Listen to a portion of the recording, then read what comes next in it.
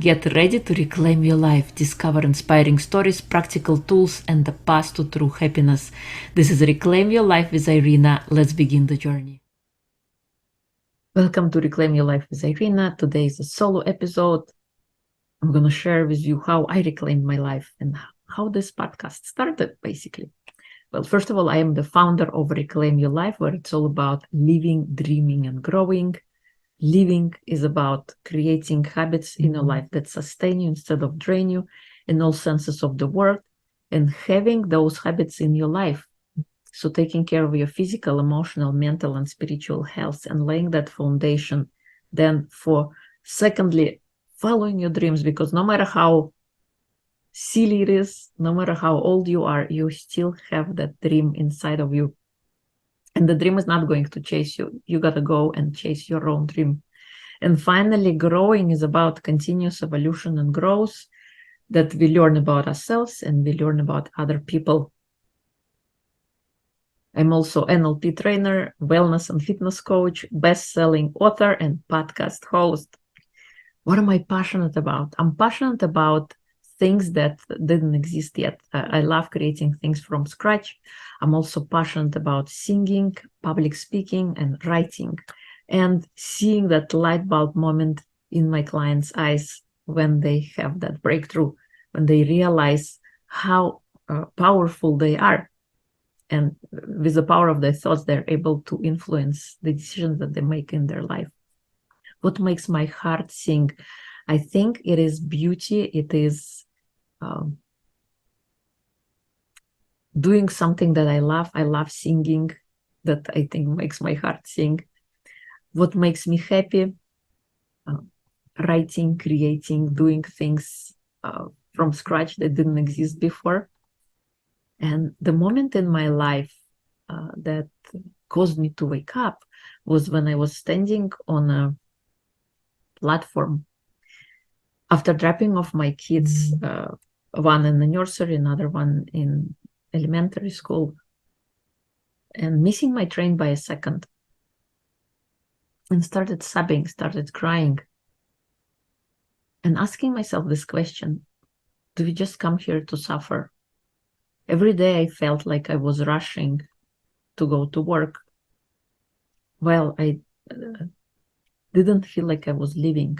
Every day was a little bit closer to your death while not feeling alive in the moment. And I started like, why is this rush? What is the point? Why do we just come here to suffer? And I didn't want to live like that. I wanted to change, because however I was living at the moment didn't really work. I felt like my best self went to work while my kids would get the leftovers. I needed more energy. And to realize, to be happy again, to create that for myself. Being a single parent, when you're always on 24/7, and I often refer to myself as a soldier who went to work that never ends, who goes to war that never ends, because you are on 24/7. You don't have any sick days or vacation days. You got to stay on. You cannot break down. You cannot fall apart. You got to keep it together. You got to keep it going, get it strong. But we are all human. We all have that side of ourselves that, we got to take care of. We got to have the habits, and the habits I did not have in place at the moment. I dreaded waking up each day and reliving the same reality over and over again, regurgitating the same thoughts and the same ideas that got me into this place in the first place. Disempowering thoughts, feeling like a victim, often having suicidal thoughts. And the only idea was that I needed by my kids, as a breadwinner, as a provider, as a food supplier for my little one. I didn't have the habits in place. And so on that eventful morning, I made this decision to change the way I was living. I didn't know how it's going to be or what's going to be, but however I was living wasn't working.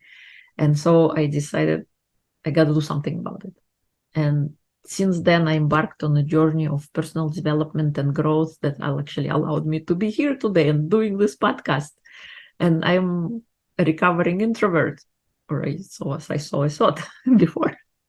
You would not quote me, public speaking, never in a million years. But greatest thing that happened as a realization, as me coming out of my darkest moments of in the beginning, was first of all finding joining Toastmasters program and being able to become comfortable with being uncomfortable with public speaking, because they say it's the greatest fear there is after death is public speaking. But I embraced it and I loved it. And next thing I did is getting myself a voice coach and learning how to sing. I finally was able to sing what I couldn't speak. And that was an incredible journey as well. And I'm singing to this day. It's been an incredible experience. And little by little, I created these habits that actually I want to share with you today. What is that framework for reclaim your life and that life component? I want to share 4 stages or 4 states of beings that we all have. It's our physical, emotional, mental, and spiritual health, and the habits that we create in all those areas give us an opportunity to create a sustainable environment and the life that we live. So first of all, physical health, I think it goes without saying, the importance of exercise and moving our body, and because our bodies were designed to move, but what we discovered through pandemic is a lot of sitting in front of screens, whereas you didn't have to commute. A lot of people had to work from home, and you found yourself more in a sedentary position where you don't use your body as much. And I think it's so important to have a micro moment in your day to day. If you spread out your day, do a little bit of physical activity in the morning, a little bit after lunch, and a little bit in the evening, to create that sustainable flow. And I'm not saying this is the way, I'm just sharing what worked personally for myself. I'm a great believer in a good morning routine and having the kind of habits that jumpstart your morning on a good note. Having a morning routine is not just simply rolling out of bed, but doing something for yourself to feed yourself, your mind, your eyes, your ears, your body.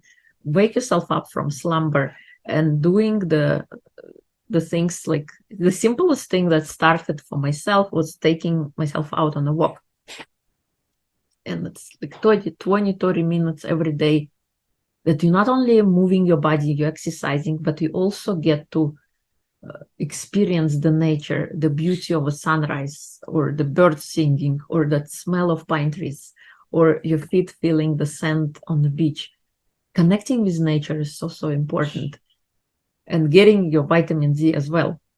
So that's the first step in the morning, just taking yourself out on a walk, and then coming on and doing some reflection, some journaling, reading a good book, listening to a good podcast or an audio book to flood your mind with ideas and to create that sustained version of yourself. Then meditation is an important component as well. Doing that, it's kind of like an inner shower of your mind, allows you to clear your negative thoughts or any rumbles from yesterday, and doing that for yourself. Also in the morning, because you want to start your morning on a good note, having the time. Sometimes we are so rushed, our life is so fast-paced, and we need to slow down. We need to take that time for ourselves and take that however little time you have.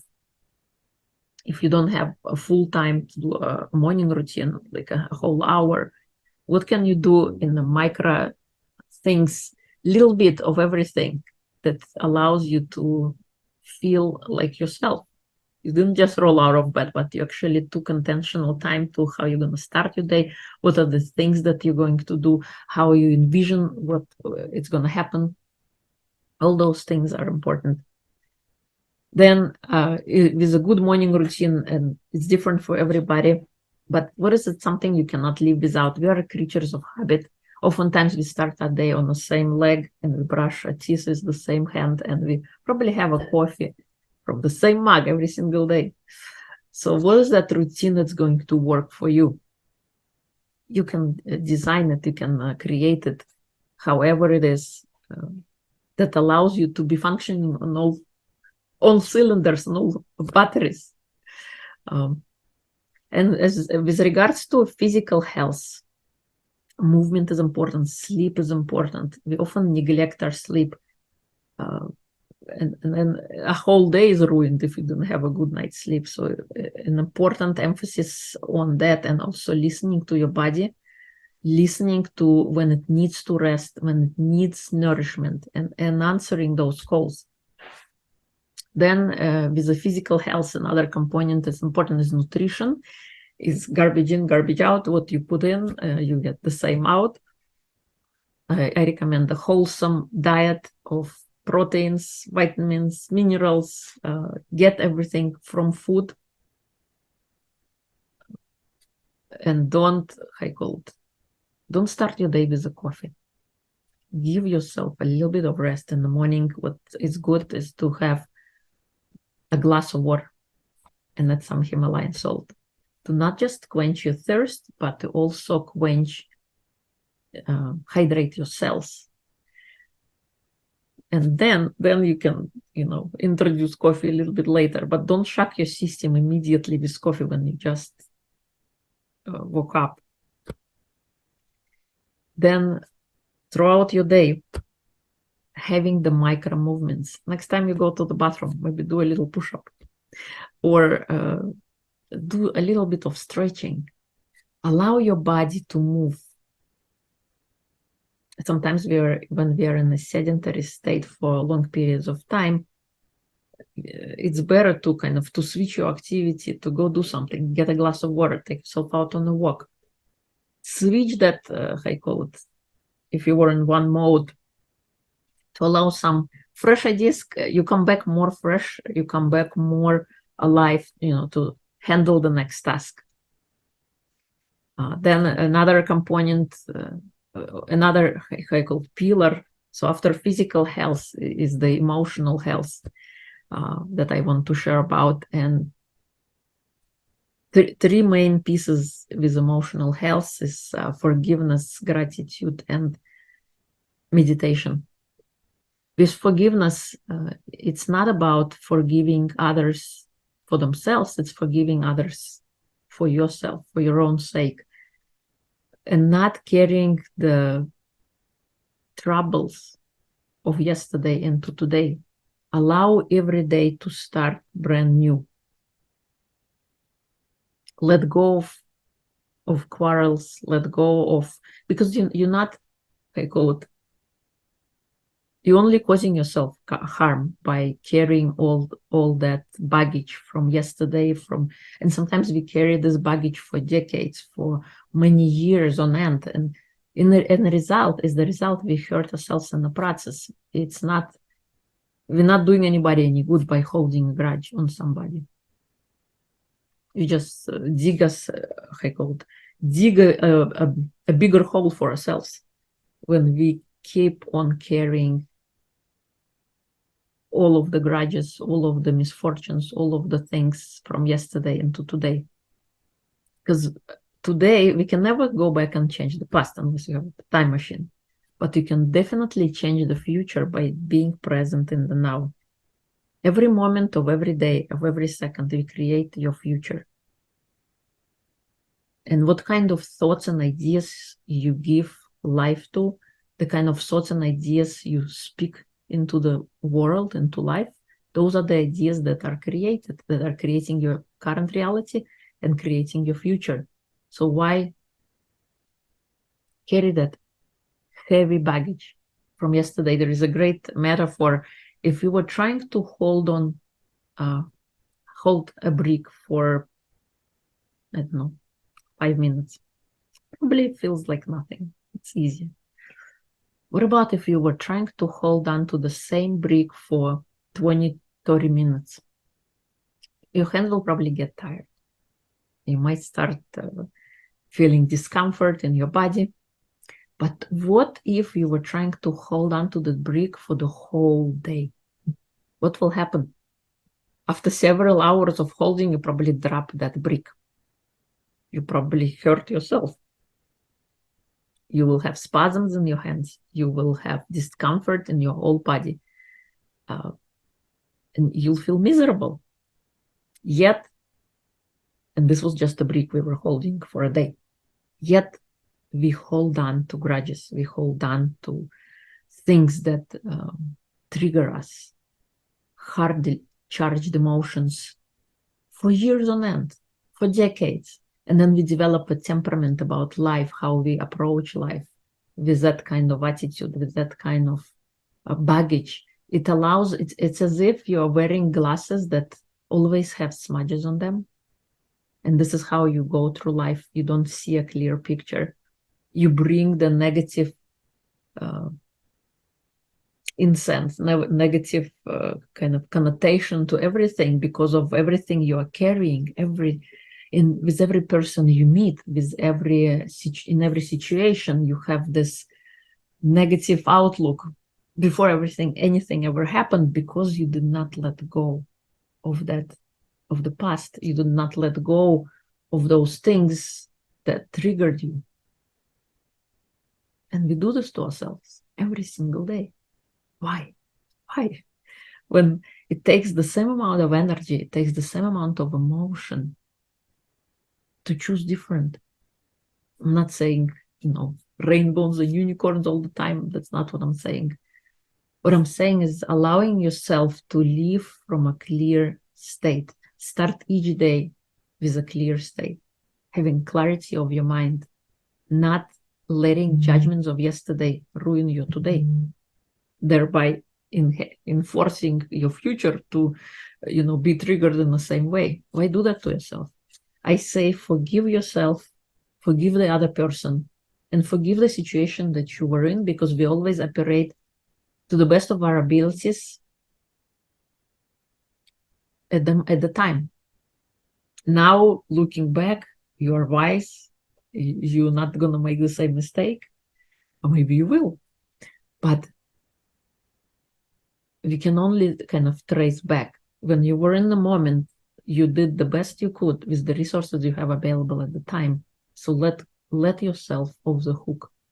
Let the other person off the hook. You don't have to tell the other person who, caused you to have this argument. You're doing it for yourself, for your own clarity and sake of mind. So forgive for yourself. Forgive yourself, first of all. Second point is about gratitude. And it's a great kind of seed in your fertile soil of your emotional health. Practicing gratitude. And why do you need gratitude? Because our mind is often focused on all the things that can go wrong in any given situation. Even if you try, ask somebody, what do you want? They start blurting out answers about the things that they do not want. They start saying things that are not working, all the bads. And when you ask them, what do you want? It's often difficult to pinpoint, because we are so preconditioned and focused on all the negatives. Even the teacher using a red pen to highlight all your mistakes when you go to grade school. Always focusing on the negative, on the missing, never appreciating on all the things you did right, on all the things that are working. So on a day-to-day living, is it any wonder that we always focus on the negative?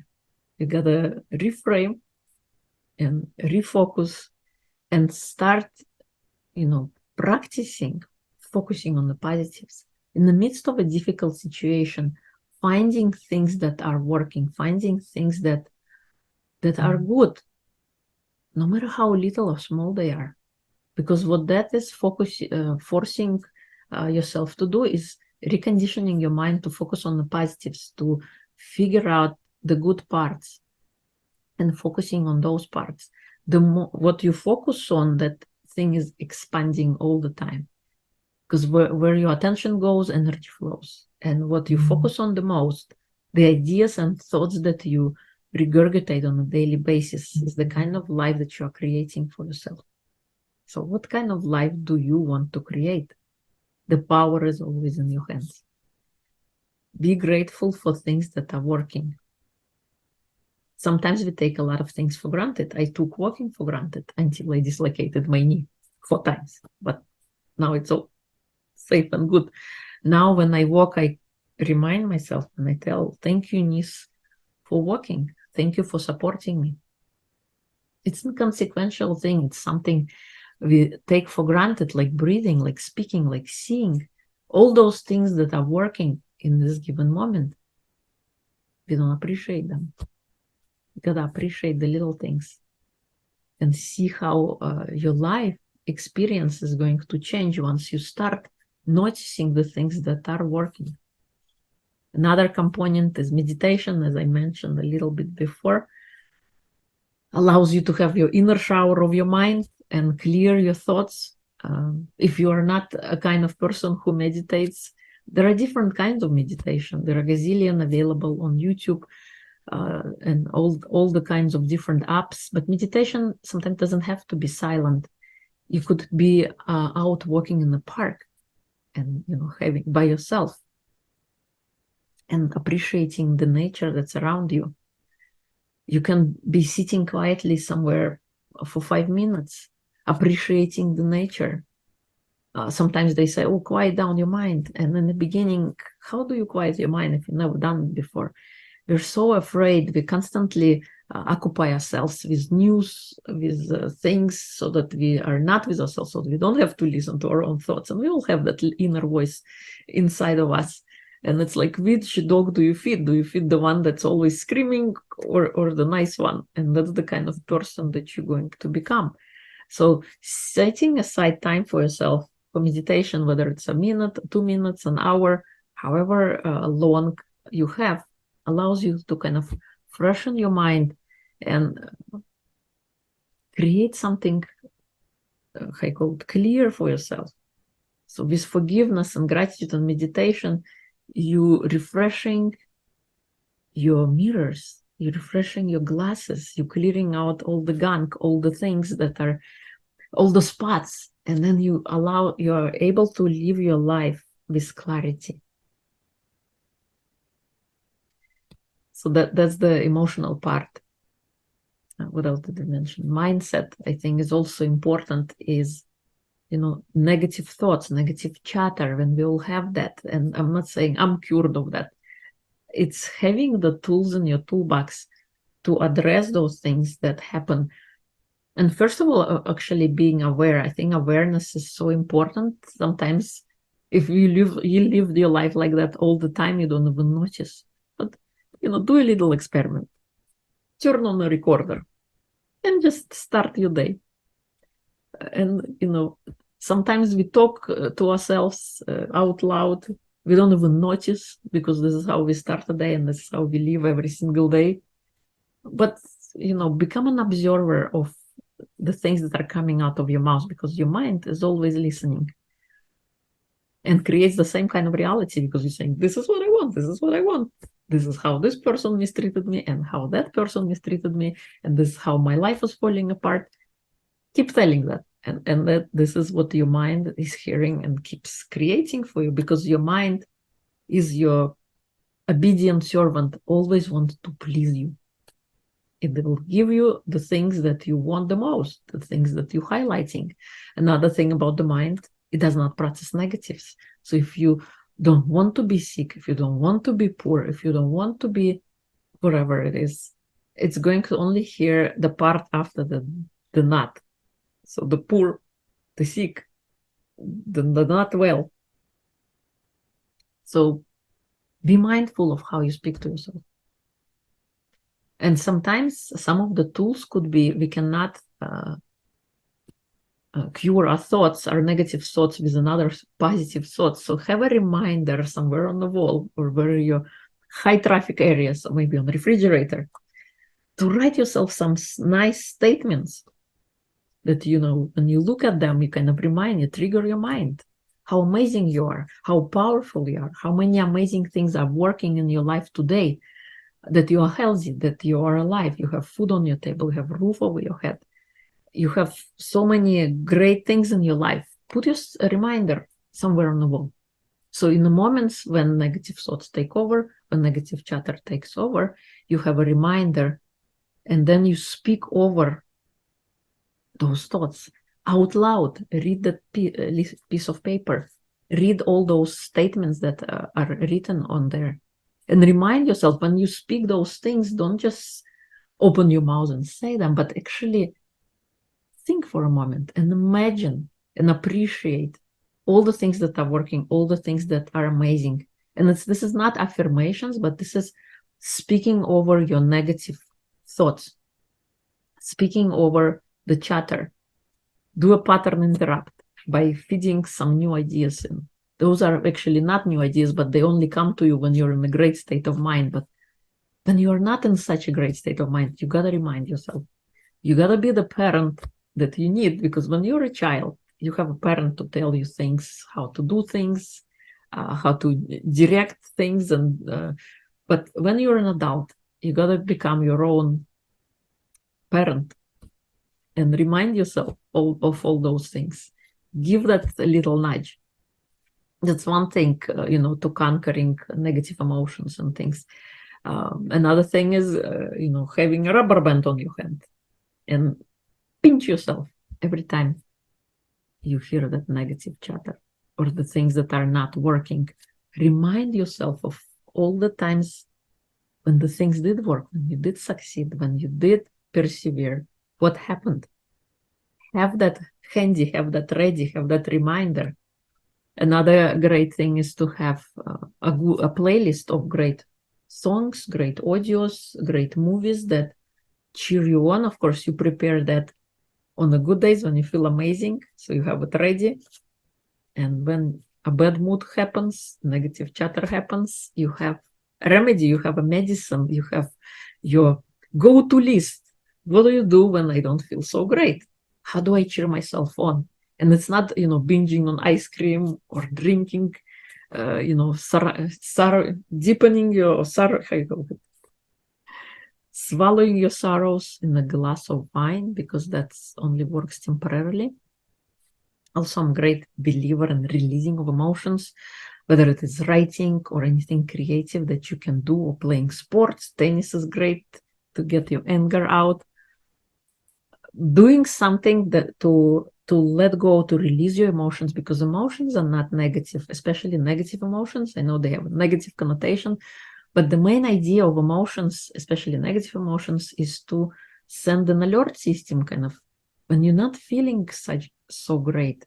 Where are you not feeling that in your body? And to kind of alert you, something is not right. Instead of kind of shoving that emotion down, I don't want to feel it. Something is not right. Let me think about, let me observe the situation, what's happening, and how do I make a different decision, a different choice, given with everything that I have? And how do I release the emotion? Allow to feel it. All the emotion wants to do is for you to feel it, to experience it, and then let it go. Don't hold on to it, because when you are holding on to negative emotions, they have a tendency to be lodged in your body. And then if you're not releasing them for longer, they can manifest in disease. Why do that to yourself? Let it go. Sometimes the simplest thing you can do is just breathe. We forget about the simple act of breathing. We take it in, we become so tight, our muscles are tight when we feel anger, when we feel triggered. Release your muscles, relax, take a deep breath in, take a deep breath out, and regulate your system. And release your emotions, whether it is writing a book, writing a journal, singing, waking, doing something creative, emotion. You can dance. Dance is an amazing circuit to transfer emotions in dance.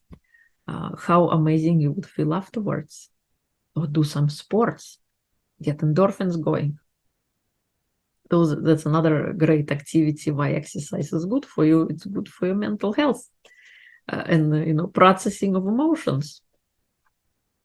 So that's emotional state in a nutshell, and mindset, and practicing negative things.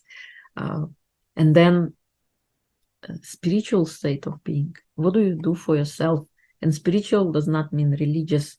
Spiritual simply means is having a purpose-driven life. Did you know that? Probably no. Japan is a country with most centenarians, people who lived over 100 years old. And why do they have that? Because their people, they don't retire. They keep having a purposeful life, doing something that is bringing meaning, and practicing everything in moderation, and having that purpose, the concept of ikigai, having that purpose, having that opportunity to, try new things and doing things that make you happy, having purpose, eating in moderation, doing all those things. And greatest kind of, when it comes to spirituality, if we look at the Maslow pyramid of needs, first is the physical and emotional and, feeding the basic needs. And if we go all the way to the top, it's all about self-realization, actualization, and helping others. And when you serve others is when you experience true happiness, when you experience the satisfaction of living, that you were able to help someone else. Maybe you are dealing with a situation, you are dealing with your own problems, but if you're able to lend a hand, and it means nothing to you, but it could mean a great deal to someone else, you also feel your own self-confidence and believe in yourself that you were able to give this, provide this service, provide this sharing. And, in serving others is when we help ourselves as well. We help fulfill our own needs, and we help fulfill the needs of others. So living with the purpose, living with the, and finding what it is. I think we're all on a journey to finding what is that purpose, what is that mission. But this is, and my mission is, I'm hoping this podcast is to show people that no matter how grave the situation is, how you can still reclaim your life, whether it's in physical, mental, or spiritual way of being and living, and how we can then make a different decision, make a different choice, wake up to our life, because life is so short. A lot of great achievements, great advancements happened because people were brave enough to pursue them, but there are also a lot of them that are buried. And cemetery is the richest place on earth, is where all the ideas that didn't get heard, that didn't get realized, are buried. Let's not do that. Let's reclaim our life. Let's wake up and truly feel alive. Be ignited in the way we live, in the way we do things, and how we show up for others, in how we show up for ourselves. Living the life and sharing your gifts with others. That's the hope. So thank you so much for watching. If you like what you hear, definitely hit that subscribe button down below. And if you're watching on YouTube, and joining us next time for another great episode of Reclaim Your Life with Irina.